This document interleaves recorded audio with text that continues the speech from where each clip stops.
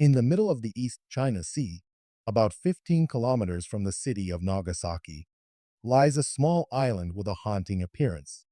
From a distance, it looks like a giant concrete battleship floating alone in the water. Its real name is Hashima Island, but most people know it as Gunkenjima, which means Battleship Island in Japanese. Today, the island is completely abandoned. Empty buildings stand in silence. Broken windows face the sea. Staircases lead nowhere. Nature slowly reclaims what humans once built. But this island was not always silent. In fact, Hashima Island was once one of the most densely populated places on Earth. Thousands of people lived here. Families, workers, and children filled the island with life. There were schools, shops, restaurants, and homes. It was a complete city built on a tiny piece of land. So what happened? Why did everyone leave? And why has this island remained abandoned for decades? To understand the story, we must go back to the late 19th century. Hashima Island was originally just a small, rocky piece of land.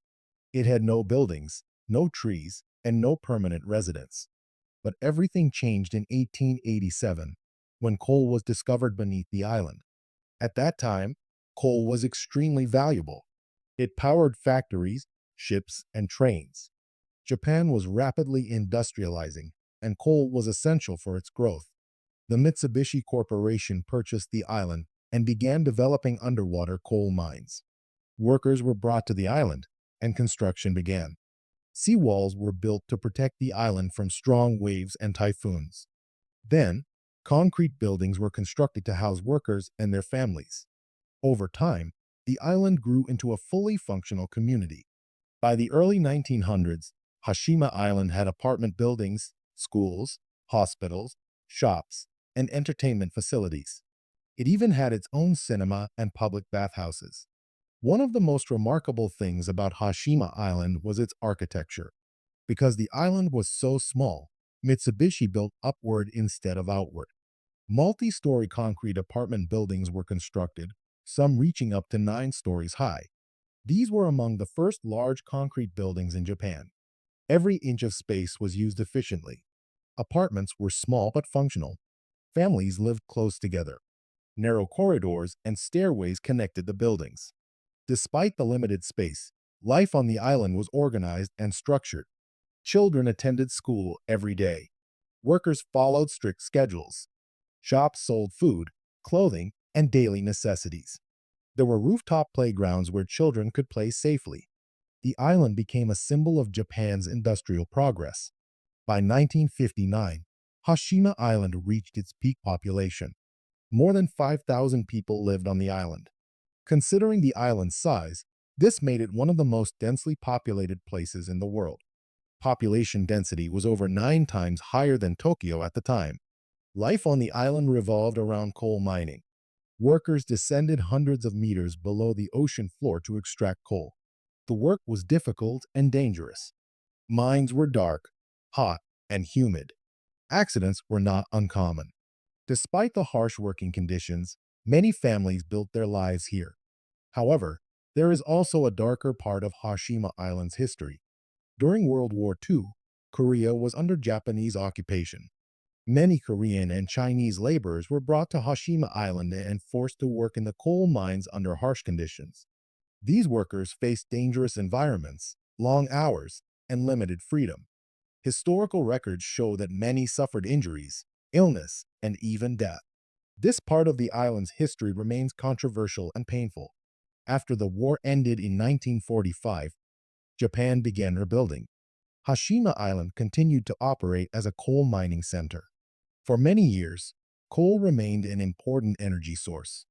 But the world was changing.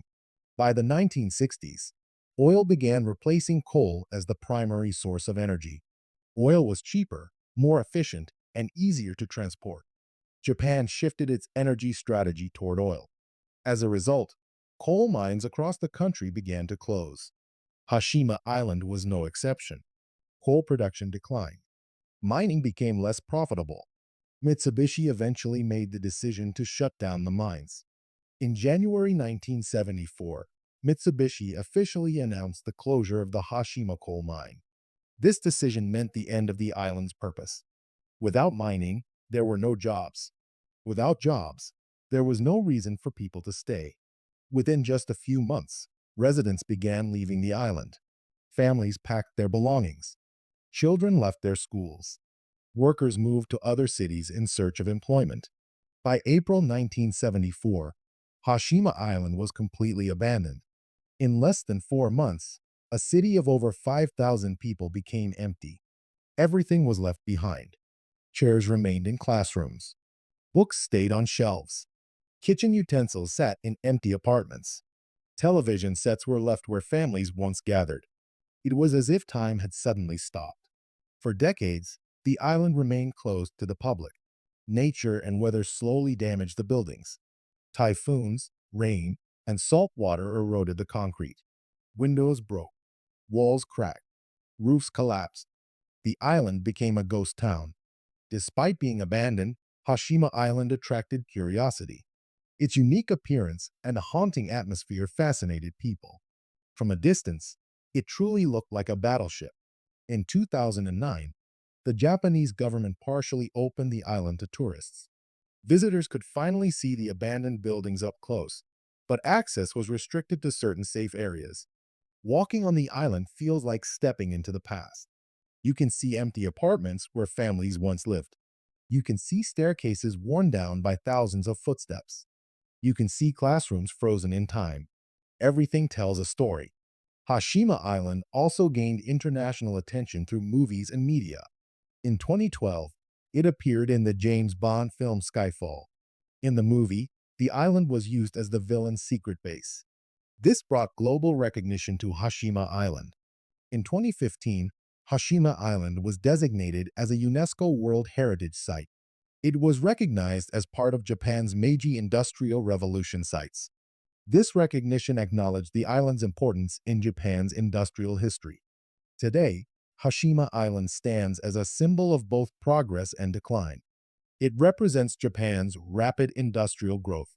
It also represents how quickly things can change when technology and energy sources evolve. The island shows how an entire community can disappear when its purpose no longer exists. But Hashima Island is more than just abandoned buildings. It represents human ambition. It represents industrial power. It represents economic change. It also represents the lives of thousands of people who once called it home. Children who played on rooftops. Workers who risked their lives underground. Families who built memories within concrete walls. Now, only silence remains. The wind moves through empty corridors. Waves crash against the seawalls. The buildings slowly decay. Nature is reclaiming the island.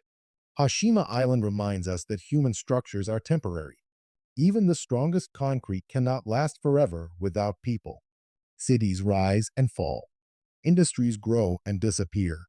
Hashima Island is a powerful reminder of this reality.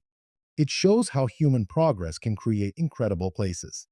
It also shows how those places can be abandoned when progress moves on. Today, Hashima Island remains empty. No permanent residents live there. No children play in its streets. No workers descend into its mines. It stands frozen in time, a silent witness to history, a reminder of Japan's industrial past, and a symbol of how quickly a thriving city can become an abandoned island. Hashima Island is no longer a place of life. It is now a place of memory, and its story continues to fascinate the world.